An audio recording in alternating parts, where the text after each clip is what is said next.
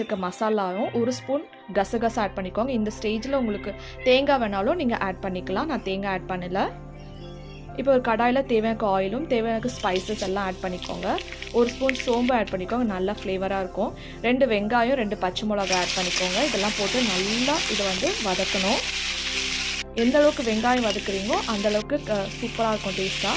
2 தக்காளியும் ஆட் பண்ணிவிட்டு கொஞ்சம் தேவையான உப்பு போட்டு நல்லா வதக்கி எடுத்துக்கோங்க. இப்போ இந்த தக்காளி வெங்காயம்லாம் மஸ்ட்டு கொஞ்சம் ஒரு அரை ஸ்பூன் மஞ்சத்தூள் ஆட் பண்ணிக்கோங்க. இப்போ கறி நல்லா வெந்துடுச்சு 3 விசில்ல.